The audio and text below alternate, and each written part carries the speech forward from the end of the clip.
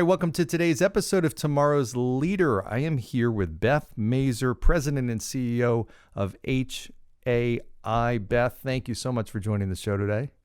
Thanks so much for having me, John. Yeah, it's a pleasure. I am fascinated by what you do. In our conversations beforehand and my research, learning about you, it was kind of this eye-opening thing. I didn't even realize this existed, but explain to the audience what HAI is and what you actually do. Sure. A lot of people don't understand what we do. We're a professional history consulting firm, and history can be something that happened 200 years ago or an hour ago.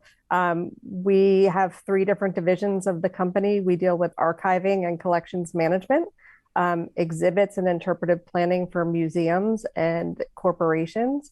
And also we have a large litigation support arm that provides expert witness services and investigative litigation to most of the major law firms in the country. That's diverse. There's a lot of stuff there. A lot of stuff. Yeah. So, and what is so if I'm understanding right, I mean, and you're right, there's so much to history. And when companies have been around or organizations for years and years and years, it is so. I know in my work that I do with leadership consulting, there's so much importance on people understanding the background and the history. So is that right? Am I understanding you're kind of bringing that to life and helping making sure you preserve and make sure that people are understanding and have a good way to understand and piece together the history of an organization?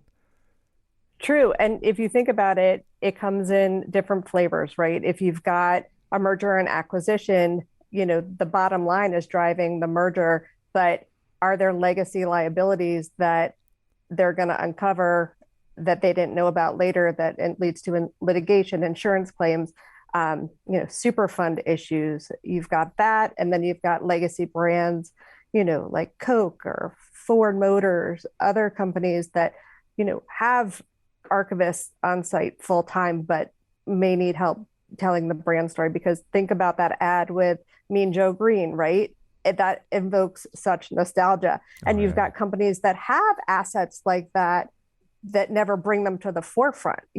I saw your face when I mentioned that ad. You know exactly what I'm talking about, right? Yeah. So it's crazy that a lot of companies may not realize that they have those emotion evoking pieces in their archives that they can use to drive the brand forward, to tell a story. Or even we work with national parks, and we've got interpretive planning services that try to map out the story of the national park. You're walking through and you find the marker and you're like, on this spot, so-and-so, and this happened. Or, you're looking at a view of a 500-year-old tree. It's the first one in its, of its kind, blah, blah, blah. We do all that type of work. And it's really cool that, we're a small company, but we've told thousands of stories, and, we keep wanting to tell more. I love that. What's some of the coolest stuff that you've worked on and that you've done? We've been involved with the National World War II Museum, curating content and licensing images for their Road to Berlin, Road to Tokyo, home front exhibits there. The Dallas Holocaust and Human Rights Museum, we've been involved there. Almost every national park we've been involved with, from telling their story to charting, your visit journey through the park, or even arranging the archives. Did you know that every national park pretty much has an archival collection? No, I didn't. See, I'm learning more stuff every time I talk to you.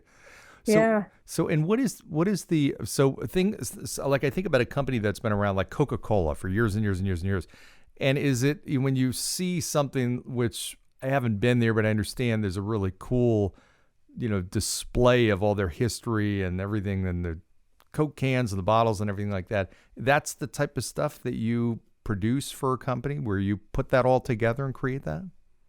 Well, we don't per se, fabricate the exhibits, but we can provide the content for the exhibits. We work with partners that can. So a lot of the work takes some of our vision and they can bring it to life in the world. I think it's the world of Coke. I think that it's in its second incarnation. I could be wrong, but there are, museum companies that specialize in building those exhibits, but we contribute to that. A lot of times we are subcontractors on projects such as that. That one, I don't think we worked on World of Coke, but mm-hmm. That's amazing. Well, bottom line is, and I think that, and this is a great segue into leadership. I think about people that are joining an organization, new organization. And I've been there before. I've joined different organizations where it took me a long time to understand the background and the history. It's so important for people coming in to understand the culture, but also what kind of led to that culture, what things people have been through and experienced, and how did that brand get created. Mm-hmm. And let's talk a little bit about the leadership aspect of that, because I know that's really critical. I know that's something that you recognize is important. How do you do that when as you're been building your organization, you bring people in? I mean, how do you give them kind of a really good idea of what the organization is all about, the culture, and how they can really succeed as effectively as they can in the organization? What are your thoughts on that? I think history is not used enough in the onboarding process. I think most people, when they come on board a company, they might get a sheet or two that might have some milestones. I know the poster behind me is something that we did for Texaco that mapped the history. Clearly, Texaco, doesn't exist as Texaco any longer. But, something like that, you can just see and just appreciate the genius of what a company has done, some milestones that they've hit, first to market, whatever. But then they come, especially if they come to HAI, we try to steep them in the history of this company, because I know this company was formed by 4 historians that wrote the history of the 3 Mile Island accident, and they wrote the book for Department of Energy. So that's how HAI got started. So it was just kind of like a fluke, but then they realized this could be a business. And I think it's really an important tool. And, history is cyclical. Things keep happening again, things that you say, oh, never again, it won't happen again. But, look at today, things are happening again. And just from, a lot of people just don't learn from history. And we try to keep telling the stories, so hopefully we can change course. And you were sharing earlier kind of a cool thing of how you got intrigued about industry, somebody who had an effect on you. I think it was your teacher. What was that story? I fell into history literally. I didn't get into the business school in college. So I was sitting in a class, and one of my professors, his name was Ivor Bernstein, he jumped on a desk and started singing a Civil War hymn. And I was like, all right, history seems like a decent major. I'll go that route. And little did I know that it was literally going to become the building block for my entire career. That's amazing. It's a great leadership lesson in that. I mean, I think leaders that make things interesting and fun, they draw people in. I mean, he or she was a leader, or you said, was a leader in your life in that instant and steered you into a direction that you might not have otherwise have gone. Maybe you would have found it eventually. I honestly, John, I don't know if I would have found it eventually, but, it kind of set the stage. And then I was like, graduate school, what should I do? So then I came to DC for graduate school in history. And, most people were like, or what are you going to do? Teach? And I didn't want to teach. I came from a family-owned business. I always was very entrepreneurial. And I happened to walk into my advisor's office, and he had just gotten a call about a potential internship, that I was about to take another one, but I said, I'll go talk to that firm. Turns out that firm was a public history consulting firm, very similar to HAI, but maybe a little bit more litigation focused. So I worked there for a few years, and that was the start of my career. And, fast forward 30 years later, my mentor there and first boss, Shelley Bookspan, is now one of our principal consultants here at HAI and on our board of directors. So, the universe of professional historical consulting is very small, as you can see by that example alone. Yeah, well, it's amazing too, and how important it is to build networks and build relationships, and every industry, although it may be big and in some cases huge, it's still small circles, relatively small circles. So that's so important that you do that. I think you recognize that, of how important those connections and networking is. Yeah, I think keeping your networks, always be building your network, and give back. I try to mentor undergrads and grad students that want careers in history that are not in a school library, in a government organization, and just try to even advocate for a career in consulting, because history and consulting generally don't end up in the same sentence. And I think a lot of people don't understand that you can make a career as a historian in a consulting firm. Yeah. Well, let's talk a little bit about, I think this is interesting too, the whole concept of new business development or client acquisition and retention. I think that's an interesting concept for business leaders, and you're in a very unique industry. But I also know it's much different the way that you might approach a law firm versus the Smithsonian or another institute. How do you, what's your thoughts on that? How do you adapt? How important is it to adapt to your audience, so to speak? Well, it is difficult. And I think, customer acquisition cost is an issue, industry agnostically, right? So how we would sell a legal project here is much different, because you're dealing with ethics, you're dealing with confidentiality, and we have to really understand the business and sell, truly our skills, where we've been, what we've done. So that is a totally different of consultative sale than, say, I've got an archival collection that needs to be processed. We've got several clients that understand the value of history, and they have no problem selling that project to their executives to get the buy-in. Other clients,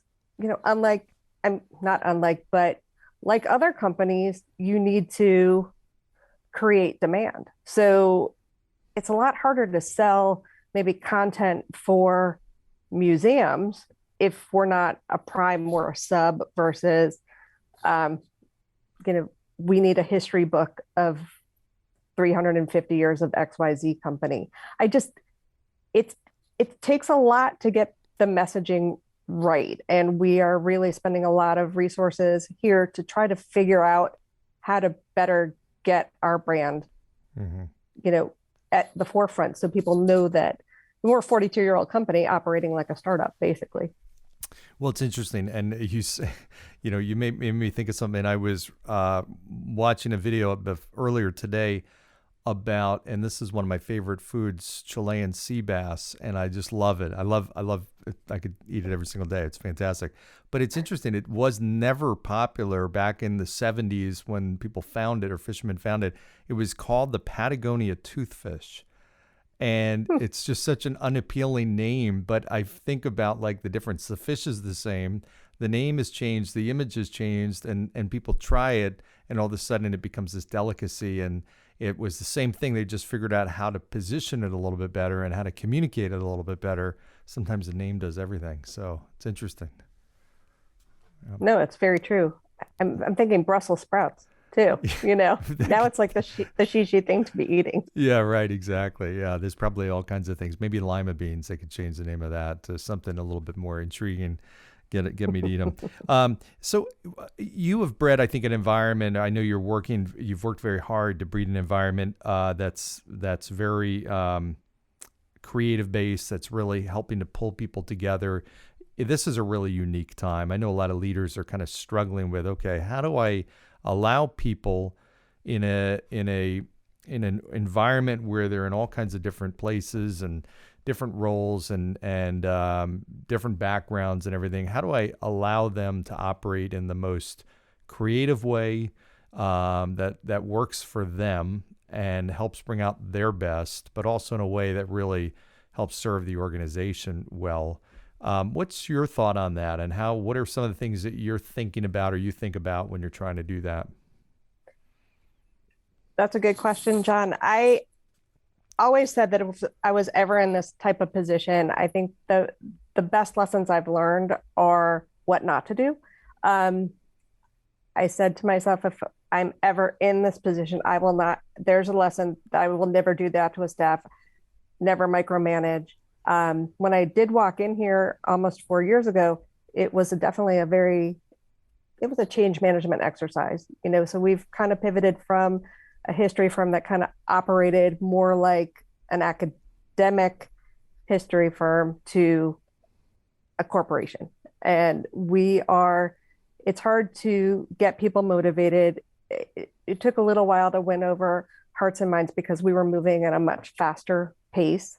I think that we did have some turnover, but we're at the point that we've created a very light, open culture here because we're dealing with creative people. We're also dealing with, archivists and librarians that, some may be introverted and, prefer to not be client facing and just be worker bees. And we've got people that can manage the projects and be in front of a client. So you're dealing with a mix of personalities, which is not unlike any other business. And I think letting people be who they are, with some structure, with the right management, but not micromanaging. I'd like to think that we've got a bunch of very, very smart people here that can, fit client needs and deliver strong deliverables to our clients with, the supervision that's required of them, sure, but not at a micro granular level.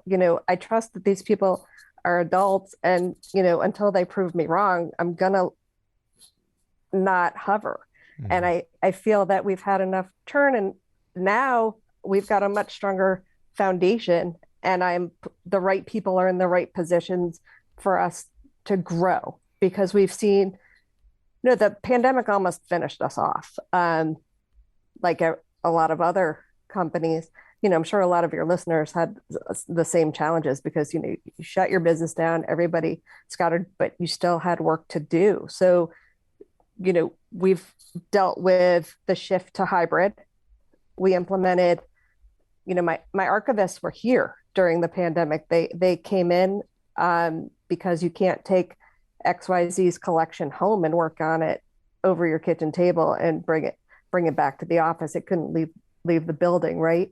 So we were like, how can we at least give them some of the benefit of being able to work from home when, the other half of the company hasn't been here in 2 years, but you guys have continued to come in.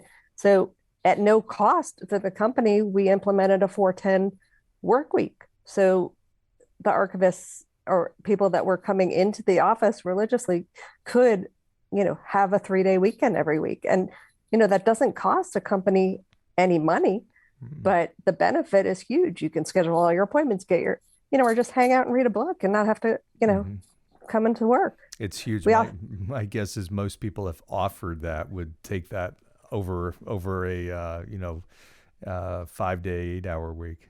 It was well received, but there are people, even I've tried to take advantage of that, even if or work half day Fridays. I'm always on no matter what anyway. It doesn't matter if I'm in the office or away, even on vacation, I'll look at my email. But between that and, there weren't that many people here. So we allowed dogs and it really, it worked out really well. And today, there are a ton of people in the office, which is great. Yeah. Well, I think about that, the more you think as a leader, the more you think about how their work can really work in with their life and they have balance, whether it's bringing dogs to the office or working different time frames and days and schedules, the more appreciative people are. But, the healthier they are outside of work, the healthier they are inside of work. And when you start to breed an environment where it's so rigorous and doesn't give any flexibility and leave any room for outside interests or things that people want to do or need to do, then ultimately that's how you lose great people, number one, and people aren't as productive. I'm sure those people on the 410 are more productive in a lot of ways, and probably more so consistently than somebody that's not. So it's interesting concept. Yeah. And how, maybe you and I would look at something versus, a new hire that this is their first job and what stresses them out versus, Mm-hmm. it probably, some of the things that stress younger employees out may not even enter Mm-hmm. my mind. So it's been very interesting figuring out how to deal with, Mm-hmm. people in their 20s. It just goes the gamut, because I would think each decade has differences in what's important to them and what may bother them. Yeah. You know, Yeah. I'm interested. What does stress you? What keeps you up at night? the pandemic kept me up at night for a long time. We benefited from a PPP loan, and that kept the doors open. And by chance, we launched a rebranded website in March of 2020. Unbeknownst, who Good knew, timing. right? It saved us. We transitioned to, more online marketing. We shifted how we did things. I slept a lot better after utilization rates started going back up in early 21. Mm-hmm. Now, I have to say, there's certain things that might keep me up, but we've worked really hard to get to where we are. We're in a growth phase. I do worry about retention, making the numbers for my board of directors, but, we've had a couple of really good years. And I think that we've shored up our foundation, and, we are solidly, building the house on the foundation now.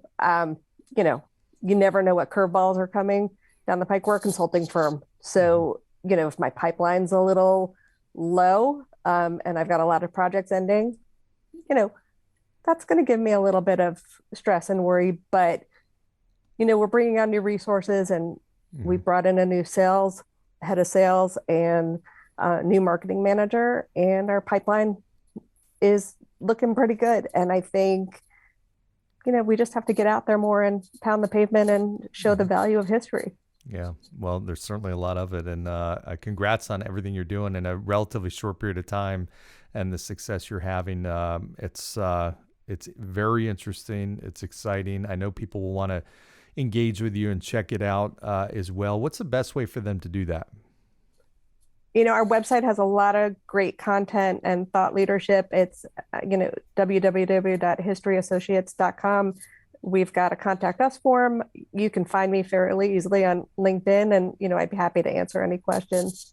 Okay. Excellent. Terrific. Well, I appreciate you being with us today, Beth. This has been absolutely fantastic and interesting, and appreciate your leadership insights as well. I know the audience does too.